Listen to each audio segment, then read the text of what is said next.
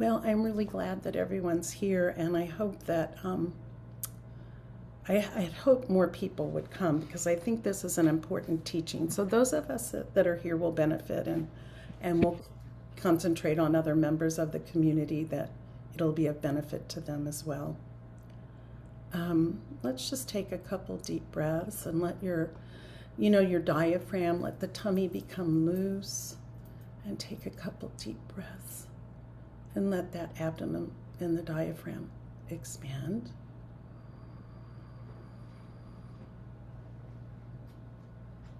And then let's hum as we let that sound go out.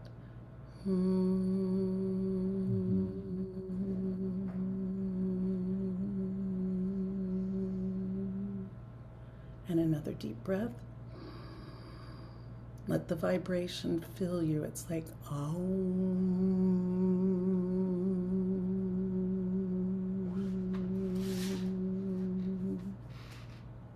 One more.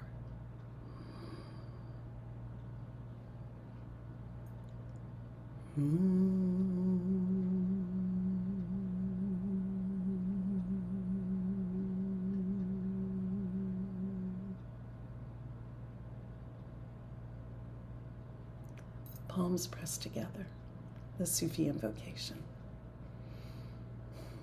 Towards the one, the perfection of love, harmony, and beauty, the only being united with all the illuminated souls who form the embodiment of the Master, the Spirit of Guidance.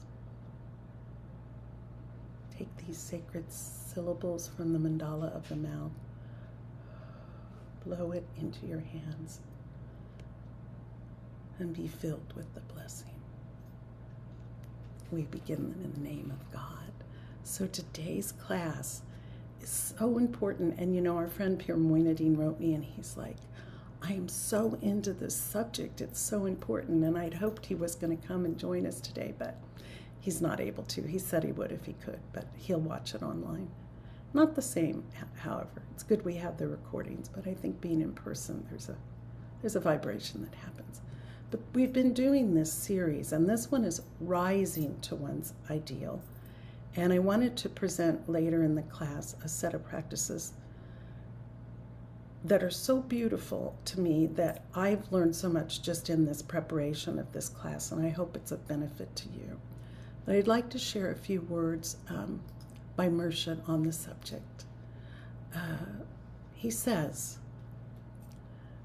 the ideal is something to hope for, to hold on to, and in the absence of an ideal, hope has nothing to look forward to. So this ideal, in a way, Murshid also talks about the closer we move to the horizon continues to move back. In the same way, I think the ideal, we keep rising with our ideal. And it keeps changing. It evolves as we evolve. Murshid says, it is the lack of idealism. It is the lack of idealism which accounts for the present denigration of humanity. In spite of all of its progress, it is made in other directions. I remember when he was giving these teachings, maybe more so true today. At least we're more aware of it because of our internets and communications. He goes on to say, there are many kinds of ideals, principles, virtues, objects of devotion, but the greatest and highest of these ideals is the God ideal. And when this God ideal, upon which all other ideals are based, is lost, then the notion of the ideal is ignored. We need many things in life, but our greatest need is an ideal. So let's just pause for a moment and think about your ideal. And it may be in relationship to God, or we have many. We have ideals for our family, for our home, for our work, for our, interconnections with people, for this Sufi message. But it's good to pause and reflect on these ideals.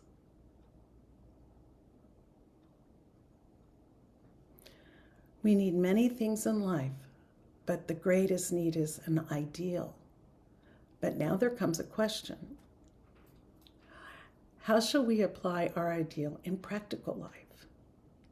We may think that the practical life seems to be the opposite pole of the ideal. And while wanting to keep the ideal, we spoil our practical life. Or while keeping to the practical life, we lose our ideal. Well, on the contrary, our ideal is the very thing that raises us up, carries us through disappointments, despair, and loss.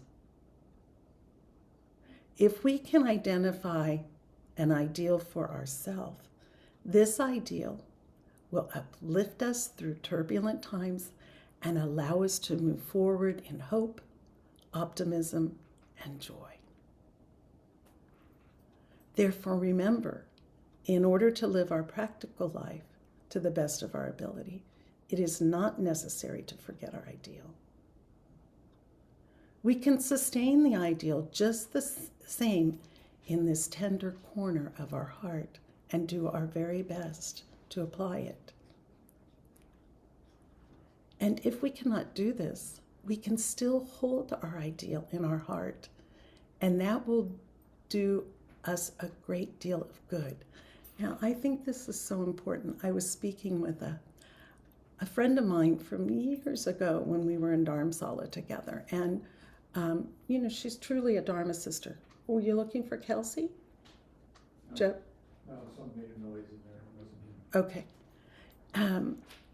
And we were talking about the future and, aging in place, et cetera, and, some of what our aspirations are for that.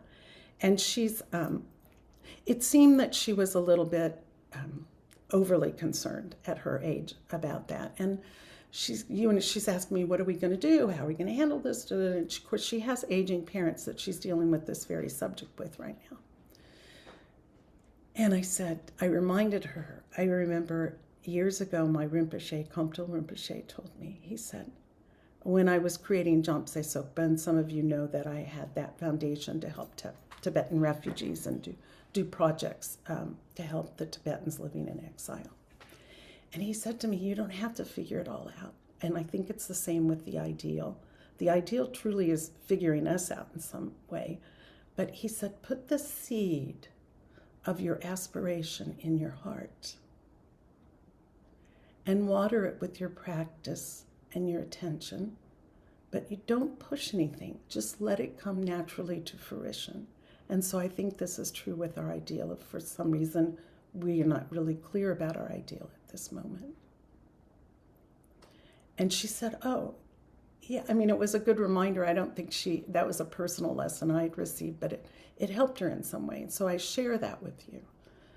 But I go back to this line where it says, how do we apply this ideal? And it says if we can't necessarily apply it in everything, but we can keep it alive in our heart. And then Murshid says, we can still hold our ideal in our heart, and that will do us a great deal of good. And then the question is, well, how is it going to do us good? It's a question. And Murshid's reply is this: the ideal must be used as a torch in a dark house. We need not burn all the objects there with the torch. We only need to direct the torch upon them. The ideal is meant to illuminate our lives, not to paralyze our action. The ideal which paralyzes our action is not properly applied. So if you feel like that conflict's arising and you're uncertain, of course, one of the things that we've heard many times is observe your breath. See if it's telling you move forward, hold back, wait. That's a good methodology to apply. But Murshid says, the ideal which paralyzes our action is not properly applied. And it's not the fault of the ideal. It may be, we maybe need to look within, and it could be a weakness within ourselves, and we have to kind of contemplate that. That's also a beautiful lesson for us to have and try to understand. Why is this conflict arising? Why do I feel like I can't take emotion one way or another? So he also says, if something happens to be our duty, then good may be an illumination for it, but the duty must be performed. So some things we have to take up. I was thinking this morning as I was reading through this again about Noor Nisa. You know, she was really truly a pacifist, but when called upon, what did she do? She became part of Churchill's Secret Service because of her complexion, because of her language skills, and she fought for an ideal, and that ideal was spiritual liberty and freedom. But if her ideal had remained just pacifism, is that the word? To be a pacifist, she may not have taken any action. But she did perform this duty. And it teaches us something, I think, about when things are difficult and we feel challenged by taking an action. We have to check and see if it will be some good that will come from it. As Noor Nisa did, certainly Pir Vilayat Inayat Khan did, and Hidayat Inayat Khan. They all joined different branches of the service. Now Murshid goes on to say, we ought to discriminate between what should be done and how it should be done in everything concerning our practical life. Well, that's pretty potent for me, so I'm going to read it again. We ought to discriminate between what should be done and how it should be done in everything concerning our practical life. And the ideal must not hinder what needs to be done. Just again, as in the example of Noor Nisa. The ideal must only be a light on the path. Those who bring about conflict between their action and their ideal are not clear in themselves. So again, if it's no clarity, use this ideal to uplift you so you can get a broader view. Take time to consider if there's a conflict between your action and your ideal. In reality, the ideal and actions are not made to confuse our life. It's made to make it perfect and to perfect it.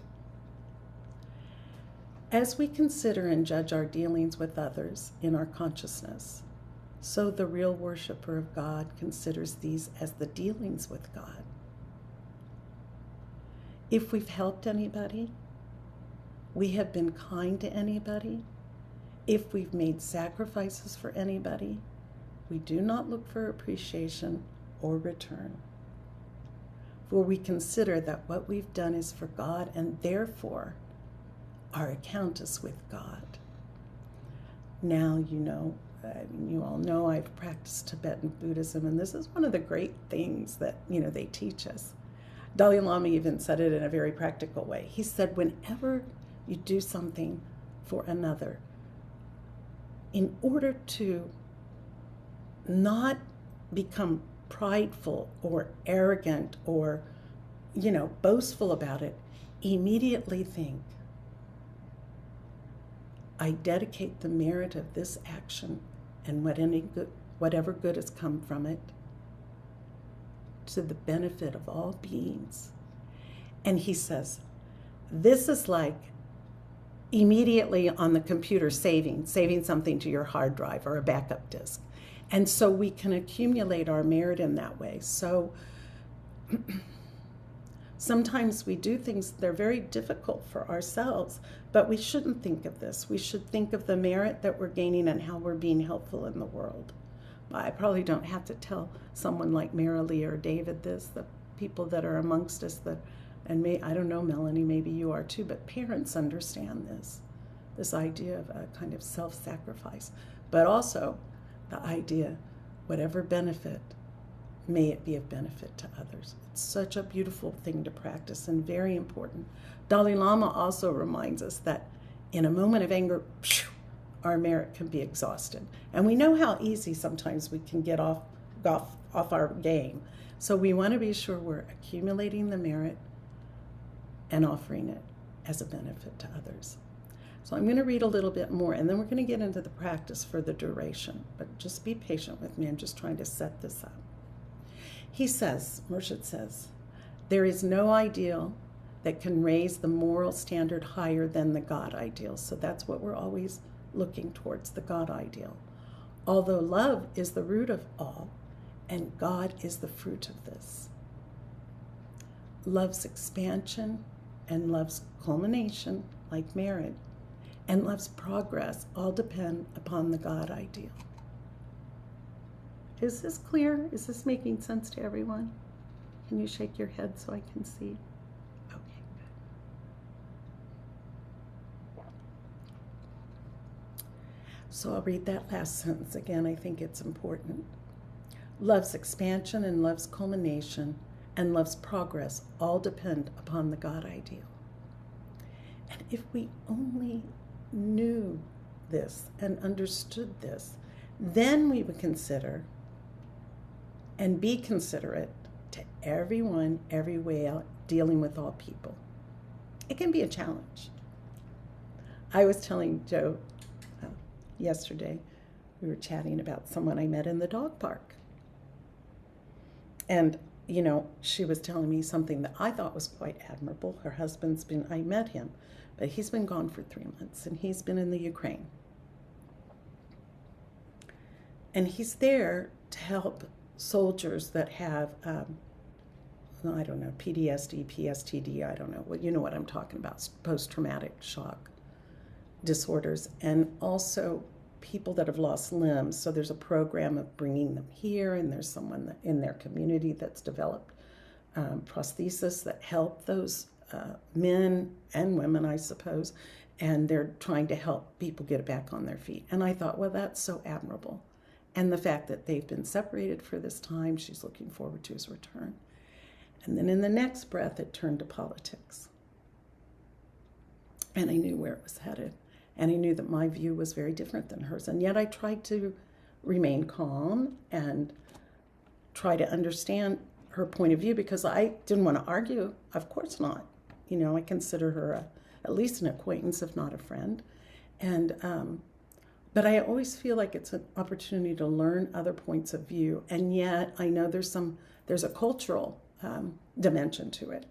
And I, being raised as an American versus someone like herself who says that she was raised in the USSR, we're going to have different points of view about politics. And that gives me a pause to kind of consider, you know, this depth of understanding and also conflicts that are arising politically.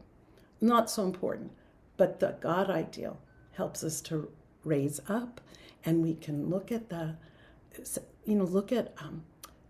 people as another self with just a diverse opinion that we can learn from. Anyway, I digress, but I hope that maybe is a helpful example, and that we can understand to be considerate, even if we don't agree with people, we can learn. And in our dealing with people, and always, you know, just try to be respectful and caring of people's hearts. So there's this beautiful quote that says, it's a Sufi quote, you've probably heard it. Everywhere I go, I find thy sacred dwelling place, and whichever side I look, I see thy beautiful face, my beloved. And so Murshid puts it in the context of this teaching so that we can take that to heart in these encounters in everyday life. And in that way, we start to not compartmentalize our ideal, but we make it practically applied to everyday living. Make sense? Yeah.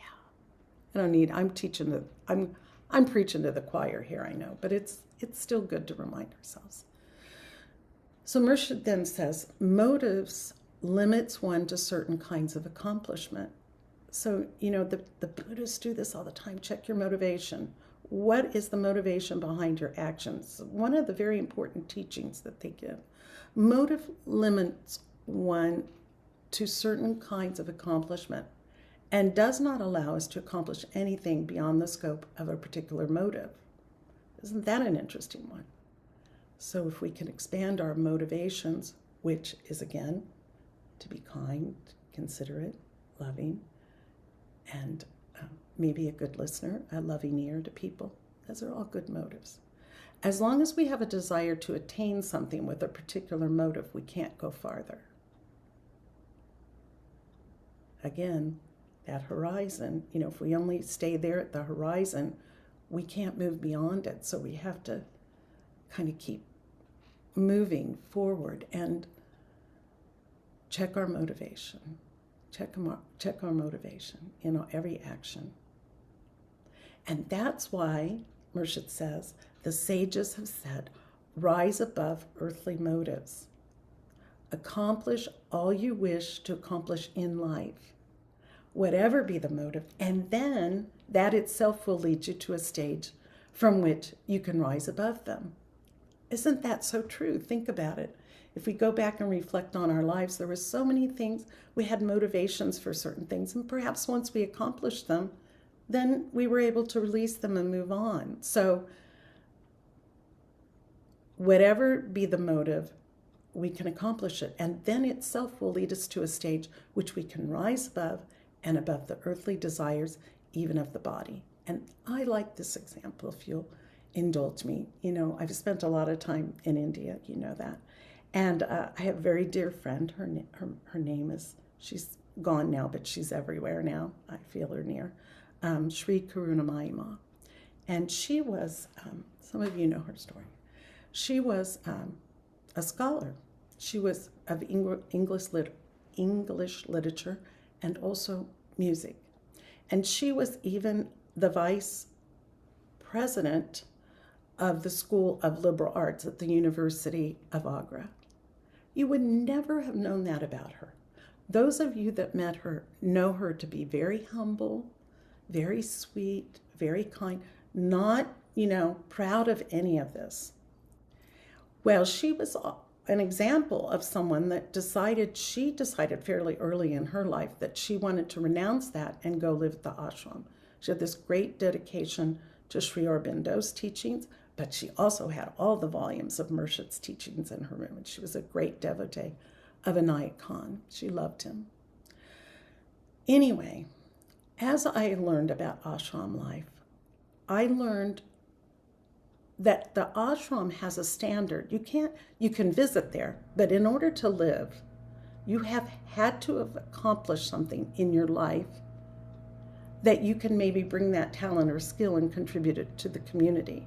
But if you're doing it as an escape, you're not going to be, you've got to be accomplished in some way. You're willing to renounce it, but willing to contribute whatever talents you've benefited from, whatever your accomplishments are to the community. And so it's a beautiful understanding of really what ashram life is, and in some ways also monastic life. It's that way as well. It's a little bit different with the Tibetans in a monastery, but I talk about that another time. So Murshid goes on to say, as one's ideal is, so is one's evolution. So looking at our ideal and realizing that that's reflecting back to us, it's a mirror about our own spiritual evolution. And he says the person who's only interested in oneself is very narrow and limited. We know that. Of course we know that.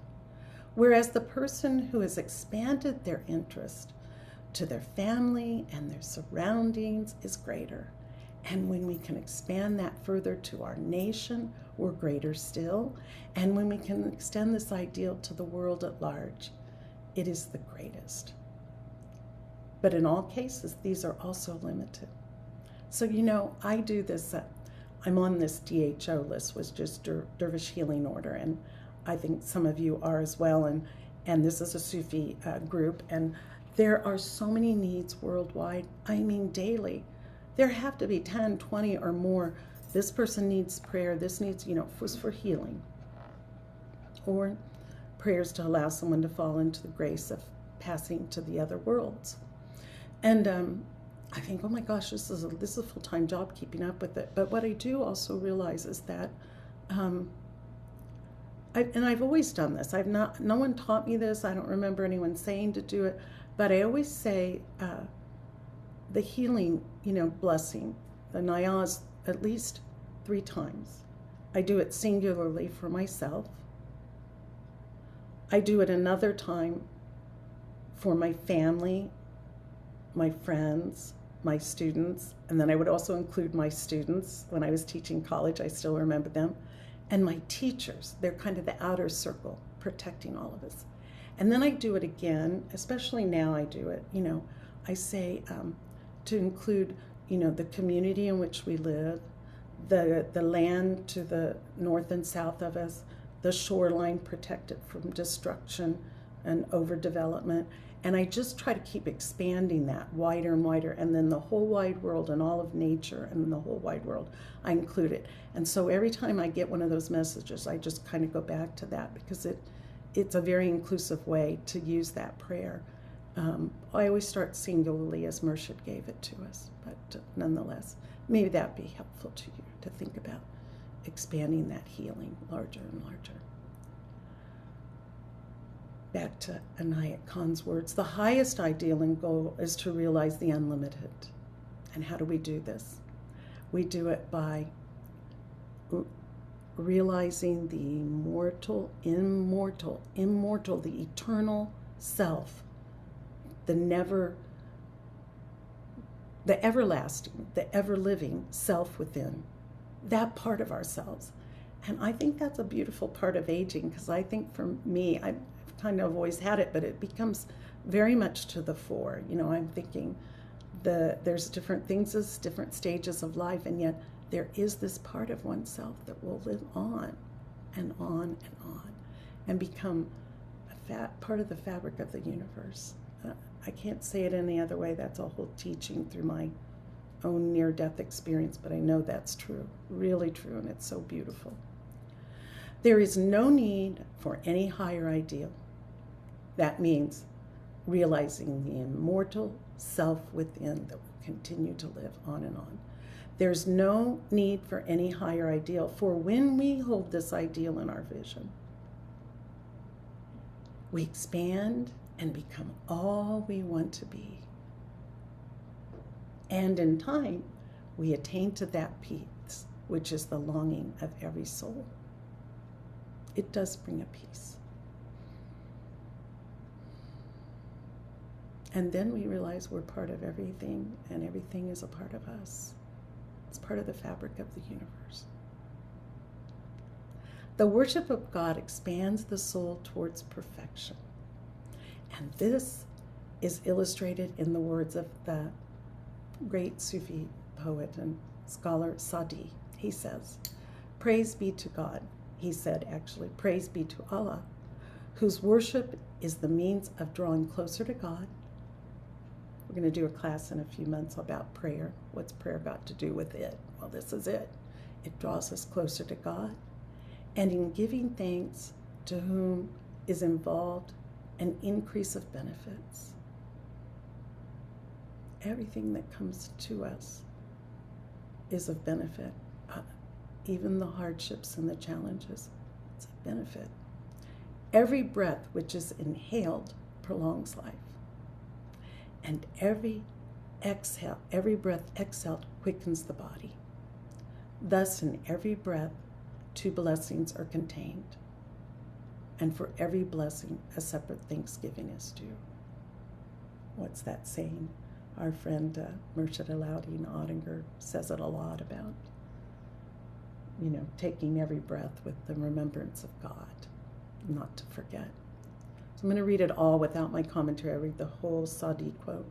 "Praise be to Allah, whose worship is the means of drawing closer to God, and in giving thanks, to whom is involved an increase of benefits. Every breath which is inhaled prolongs life, and when exhaled, quickens the body. Thus, in every breath, 2 blessings are contained, and in every blessing, a separate thanksgiving is due." Okay, now we're going to get into the practices. So I'm just going to read a little bit here. May I have a question? Yes, please. Who is it? May I have a question? Can you Yes, please. explain the breath when you said the exhale quickens the body? It's Robert. Well, it Yes, gives nourishment when the to the breath body, quickens the body, what do you mean? yes, it gives energy and it gives nourishment to the body. But there's also this thought that our breath is a key to our longevity and our good health. And so he's implying that there. And therefore, to do breath practices is very important to the Sufis. We all do them every day. Well, most of us do. And they're of great benefit. And drawing those elements in and experiencing them and then releasing them is of utmost importance, as well as other breath practices, alternate nostril breathing. To be a master of the breath, I think, does indeed prolong our life. If we're not aware of that, I think that with the exhalation, we are giving life out too. And do we want to be mindful of that and how we're giving that out? Now, I'm going to get back to the purification breaths, which are different than the elemental breaths. I just want to clarify that. The purification breaths, as Inayat Khan gave them, and Robert and Janice, if we need to go through these together, we can set some time. But here's a really key phrase that Murshid gave. He says, to think silently as we breathe in, I inhale divine light and life. And as we exhale, we exchange that. I exhale divine life and light. So it's a circle and the phrase switches. So we're exchanging. It's all part of this exchange, an infinity. It's like an infinity breath in a way. So we're drawing it in, but we're sharing it, and we're drawing it in, and we're sharing it. It's a very beautiful practice, and it's very deep. It sounds simple, and yet it's not. And by the way, that it concludes after you do earth, water, fire, air.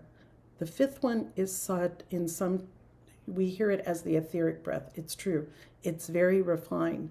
But Murshid taught his students, his direct disciples, that this is where we use the healing prayer, and we breathe in.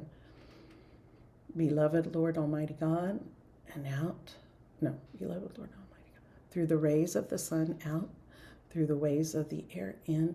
Through the all-pervading life and space. Breathing out, and then in.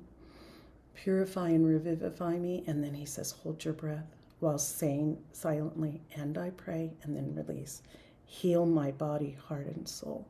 And if you think about that, it is this amazing culmination of drawing all those elements together in that breath.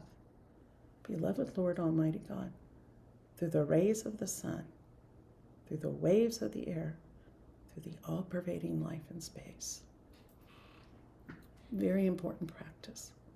So I'm willing, if people need the sheet to follow again, I have that typed out and I can share that, but that's different than the elemental breaths, and it's same cycle. The breath moves in the same way. The concentration is different for purification, elemental, and healing. Elemental, we use colors and shapes. Sometimes we concentrate on. In healing, we use the wazifa, Ya Shafi, Ya Kafi. God is the healer and God is the remedy. So those sometimes get confused, but they're very distinct according to Inayat Khan. All right, now we're going to work with 4 wazifas, 2 at a time, and then we're going to try to bring them all together. There's also within each set a silent wazifa that leads to a concentration. Okay, so I'm going to introduce them. First, let me say them all. Ya Basit, Ya Kabid, Ya Wasi, Ya Jami, Ya Kadus. Okay, Basit is this expansive ecstasy. Kabid is a constriction, but in that constriction, it can propel us. You know, like Winnie the Pooh trying to get the honey, you know, push your way through to get to it, but it can propel us on our journey. That constriction gives us power. Wasi is very expansive and all-inclusive. It's this all-embracing presence of God and essence. It's essence. Jami, and they all have basit, kabit, wasi, jami, and kadus is the last one. Jami is this gathering of all the parts of oneself and bringing them home. You know, sometimes people in psychology talk about the splintered self, and how do we retrieve those? some people call it soul retrieval. But you know what? That's what Jami does. It brings us to this place of feeling at home, of returning home, returning to our real self. And it's a constant process of becoming reconnected with wholeness. Very important. This psychological element to it. And Kudus, remember when Rashida Vera would teach it, she'd go, Ya Kudus. She'd extend that, and even the tss, but she hit that double D. Ya Kudus. Kudus is, as you know, it's ever purifying, and it releases us from misconceptions, and it teaches us how to let go. So we feel constantly renewed. How beautiful is that? All right. So I'm going to go ahead here for just a minute, because now I'm going to be looking at my iPad as I'm talking us through this. And I'm going to share my screen with you. Just give me a minute. I'm trying to be as graceful as I can, because I have a chart I want to share with you. Let me do this so we can see it large. And I'm going to also reduce this screen so we're not seeing each other. There we go. Okay, can everyone see that okay? I don't see any feedback from you, so I just need someone to unmute and tell me they're seeing it, please. Anyone there? I need someone to let me know that they're seeing it. Yes, okay. We can see it. Okay. Yep. We can see it. Thank you very much. So what this is talking about, and this is also a very important part of the practice, to understand the directions of the wazifa, the sacred names, and also that one of them propels us upwards and one of us propels us downwards. So when we're going upwards, we're going to this all-inclusive, unitive process in the macrocosm. And when we come down the arc of descent, we're going into the microcosm, this individuated sense, but with the knowledge of what we've gained on the arc of ascent. Okay? So I would like for us to very gently say, just 5 times, we're not going to say Yawasi. And the first 3, we're going to go past it, and we're going to let Kabit like propel us on back into the Basit, okay? So Basit is, again, this expansive ecstasy. We're feeling closer to God. But I want to read something first, because I think it'll give even more meaning. So the arc of ascent and the arc of descent become clearer when we consider the qualities of love and ecstasy and how love and ecstasy develop. In the arc of ascent, the lover, that means us, pursues the beloved, meaning God, until union is attained. Here we see the lover, again us, as active, and the beloved as passive, sort of waiting there for us to approach. But the arc of descent, in the arc of descent, the lover, meaning us, we suddenly understand that God is the active pursuer. So there's a quickening in that, because we start to see we're not the doer, we're the one that's being done. Then the lover becomes passive and empty, and becomes an empty server of God, or we could say servant of God. So let's just say, and let me demonstrate, and you can use the chart if it's a good visualization, or just hold it in your own mind. Yabasit, Yakabit, Yabasit, Yakabit. Now, one more time, but when we say Basit, we're going to pause, close your eyes, and feel this all-expansive embrace.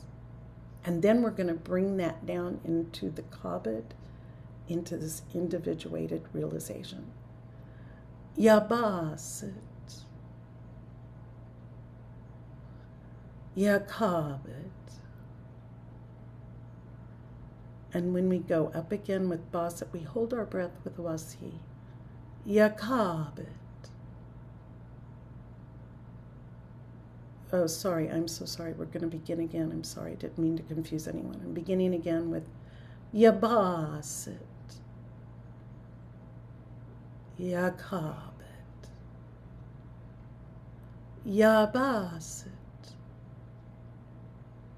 Ya Kabit, Ya Basit, Ya Kabit. And now just do it a few times on your own breath, breathing in Kabit, breathing in Basit, sorry, holding Wasi, and out Kabit.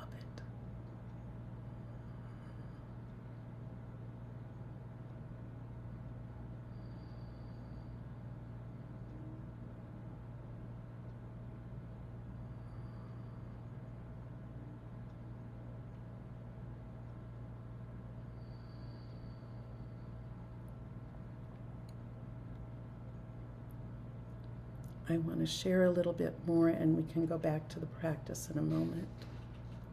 There's a famous hadith that says, if you walk towards God, God comes running towards you. And so this is what we're doing. The Basit, we're moving, trying to feel closer to God. We pause for a moment, which I think is important to think of it like this eternal moment, this infinite essence and presence that we can experience. And then the Kabit is a kind of restriction or a constriction, but you know, it's kind of like, I don't know, does anyone here eat lupinis? You know, my mom always taught me, just take a little bite out of the shell of the lupini and squeeze it. It's like that. Kabit's doing that. It's squeezing us and propelling us further to Basit. Okay, if you need a demonstration, I'll go get a lupini. I have some in my refrigerator. But just think about that. It's like this squeezing, but with that squeezing, we shoot out, become stronger. Okay, a little bit more about Kabit and Basit. So when as lover we pursue God actively, we pursue Basit, this expansive ecstasy, and we feel close to God. An idealization process takes place where we are shaping a greater and greater God ideal. At this expansive, ecstatic stage, we may view Kabit as a restriction. And in doing so, consequently, we may feel far from God. But at the top of the arc, a reality is experienced where expansion and contraction merge. So that's the Wasi. Everything exists in that moment. And it's almost like last time, remember, when we were visiting the Center for Universal Oneness, we talked about the water wheel. It's like that. We're perpetually turning. And the Basit helps us rise, and then we fall. And it's like then we release that water, we release preconceived notions, we release everything, and we become pursued by God. Think of it that way. The water wheel is a very good metaphor. Okay. When as lover we pursue God actively, we pursue, I just read that, okay. In this expansive ecstatic state, and I just read this too, but I'm going to read it again, we may view Kabit as a restriction or a constriction. And doing so, we feel far from God. But at the top, the reality is experienced where expansion and contraction merge. And that's a very beautiful place to get. All right. I realize I'm not... Okay, hold on just a moment. Let's read a little bit more about Kabit, because I think it's important. I just want people to understand the relevance of this. As a restriction, consequently, we feel far from God. However, when we enter that arc, this is so important, when we enter the arc of descent, all the belief systems, all the ideals that we built up in the arc of ascent are dissolved. And we passively experience the action of God untying and gradually loosening the knots of our beliefs and experiences of the beloved. And only by doing that can we truly have an experience of the beloved. So that's so important, because we all know that, we have belief systems. We've inherited them. We've grown up in a culture and a society. But if for a moment we can let them go, what happens? Do we fall into that immortal self, capital S, that eternal moment? And we can't stay there forever. We can have a taste of it. And this is so important because once we taste it, we can always return. As our belief systems become untied, we start to see God in every form. This is the all-inclusive quality of wasi. And again, getting back to the breath practice, I guess the best we could say is, I'm sort of blanking out on the name of the practice. There's one where we hold our breath in a prolonged way. Someone remembers it, please unmute and help me. It's not done very often. It's often done in retreat. Kasab? Sorry? Are you thinking of Kasab? It's Kasab does that, but there's another one where we hold it very long while we close all the senses off. The stretch breath? No. Chagall.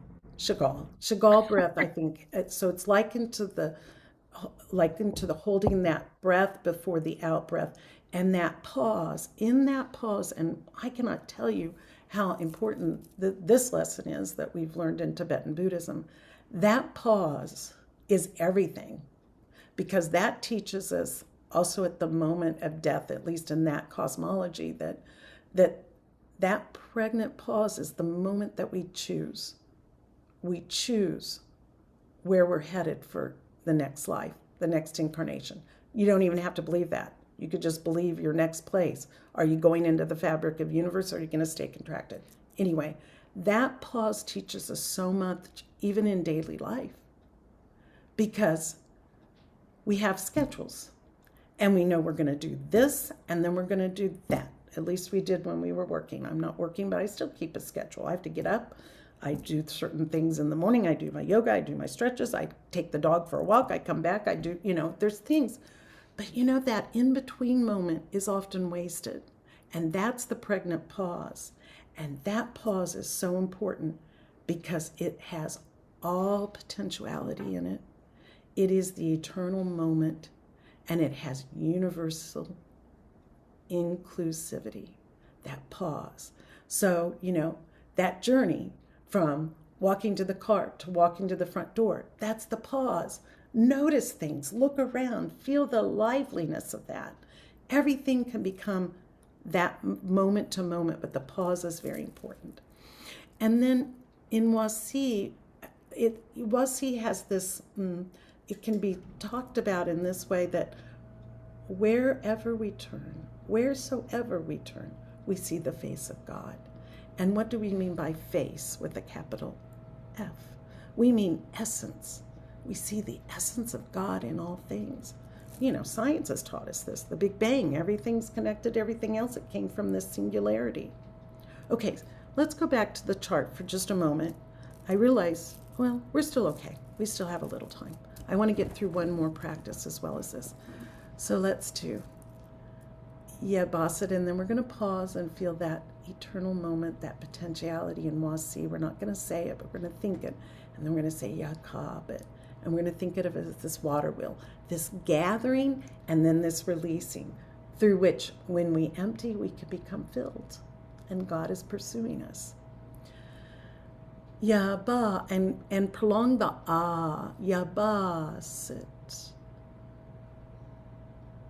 Yakabit. Yabasit. Yakabit. Yabasit. Yakabit. Yabasit. Yakabit. Yabasit. Yakabit. I hope you can feel that expansion, and as you work with the practice through the month, it will become more clear, and it will become your practice, and you'll start to have your own experiences. I'm just trying to give you little ayats or little signs to look for. And of course, this class will, The notes will be published as well, so you can read them. But this idea that this boss, and then there's like this pause where we feel weightless and part of everything, and then the boss at the constriction, but it's like the lupini bean coming out of its little shell, getting shot out into the universe, or the mouth of God, you might say, and then going back up again. All right, I want to go on, and I hope you'll stick with me. We have one more. Let's see if I can. There we go. Okay, so here's the Ya Jami and the Ya Kadus. And let's read a little bit about that. Let me get a little sip of water. Ru is considered, well, I've got it wrong in these notes. I'm sorry, I just copied and pasted something here, but it means breath, it means soul, it means essence, okay? I'll try to change this before I put it online. So Yajami and Kadus offer further insights into the mysterious process of the arc of ascent and descent, especially when seen through the lens of divine ecstasy. Yajami has the quality of gathering everything together into a whole, and Kadus has the quality of leaving everything behind but essence. We experience them as opposites. Sobriety, however, enters after ecstasy is experienced. So this is a way of bringing this ecstasy down and grounding it into our daily experience. Let's see. Jami, again, is this ecstasy and this arc of descent, the gatherer. We begin to integrate, listen to this, aspects of our nafs, which is kind of it is our lower self, our ego. We begin to integrate them. And there are many stages of ever-increasing merging into this utter fullness of being. So we're gathering these parts. And finally, the lower self joins the ruh, the soul, and real ecstasy dawns.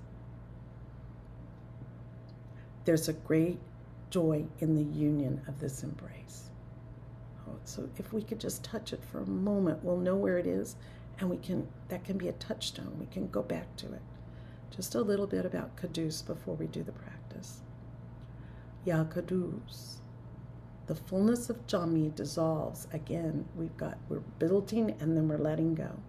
The arc of descent has various aspects, varying aspects of Ru. They begin to manifest and merge into the different aspects of the nafs and the ego. The call of the purity of the soul gives birth to the willingness to let go of habitual patterns within our own ego. We can let it go. We can just let it go. Easier said than done, but to be mindful of it is so important. So the lover is joining with the one as in Jami, but also separating from the world as in Kadus.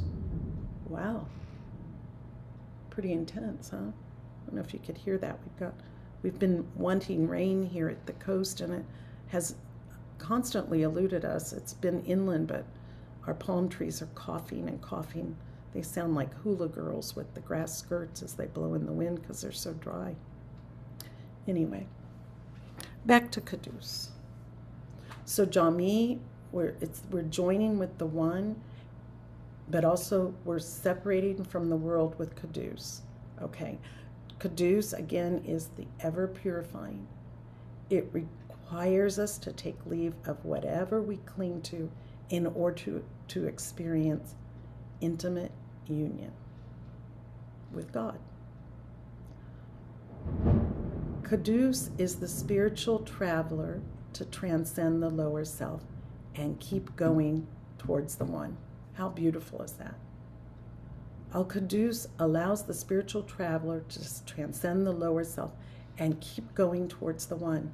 It's the force that constantly cleans us from conceptual mind and differentiations. Very powerful. Might be the only practice of a lifetime. So, this divine activity of Kadus awakens us to the realization that there is multiplicity, and at the same time, it's a process that is continuously happening at all times, in all places, if we can just tune into it. So let's do this. Let's do Ya Jami, and again, we're gathering into this wholeness. And with Kudus, we're leaving it behind, and sobriety enters after we have this ecstasy. So you know, all of us that have done retreats, we understand this process. I often explain it like a rubber band. You know, when you first start doing retreats and you're learning about things, it's like a rubber band. You get a little expansive, and as soon as something hits you in the real world, bam, it's back again. But you know, when you play with the rubber band, it gets looser and looser and looser, and pretty soon it loses that elasticity. It kind of keeps that open shape. That's what this does to us. We can keep open and open and opening till we become integrated in the experience. So we're going to do, again, 5 times. Ya Jami, Ya Kudus, Ya Jami, Ya Kudus, Ya Jami, Ya Kudus, Ya Jami, Ya Kudus, Ya Jami, Ya Kudus. Just 5 times at your own pace, on your own breath, breathing in Jami, holding Ru, breathing out Kudus.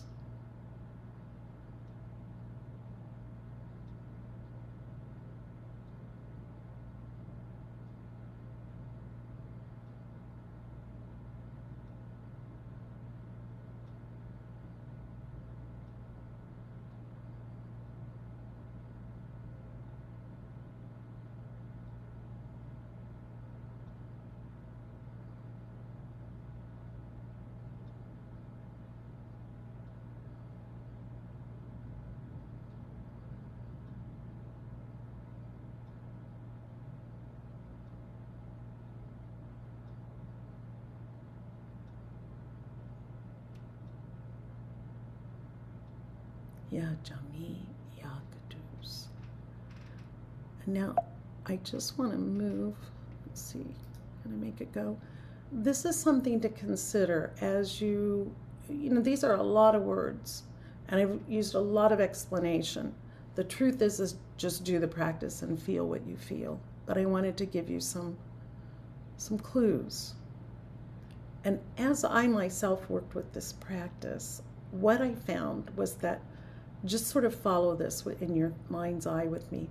Ya Kabasit, Ya Kabit, Ya Jami, Ya Kudus. You see, it's like a figure 8. And it's like that water wheel that keeps turning. Ya Basit, Ya Kabit, Ya Jami, Ya Kudus. So if you'd like to do that, you know, Pir Vilayat and Rashida Vera were really keen on giving me practice like this, where there were 4 things strung together. And if you haven't experienced that, it's really worthwhile. It just takes you deeper and deeper into the practice. And I promise I'll try to get this Ru edited before I post this online. But I think I'm going to close here and just maybe let's take a few breaths, just following the chart and coming, you know, going to the next chart and feeling that sort of interconnectedness of these two. They could be overlaid each other in some way. Using the breath to breathe in Basit, hold Wasi, breathe out Kabit, breathe in Jami, hold Ru, out Kudus. A couple more times, just on the breath.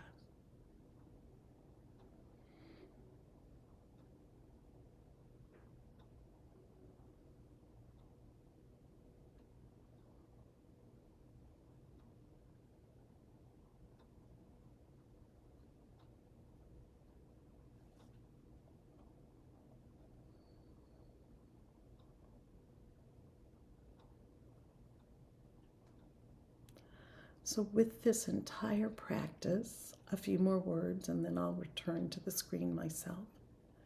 It's as if joining and separation ultimately become one. And these opposites are aspects of the same thing. They're all part of the oneness. I love Ibn Arabi. You know I quote him a lot. This is a quote that it's the saying that he had. He talks about the culmination of this whole process is a grand synthesis. And he gives it this word in Arabic, Jami'ul Jawami. And this means the joining of all joinings. And this, of course, is beyond all the arcs that we're talking about. It's just the joining. It's the completion. It's the unitedness. But it's also being able to bring that ideal into our everyday life. And whenever we may feel a little confused or a little challenged or even a little despair, which can happen, we go back to this. These arc of ascents and descents, the ideal will lift us up and it will also help us bring it into our everyday life. So may our heart become massaged into this God ideal and experience the integration of these sacred names in the realization of the joining of all the joinings.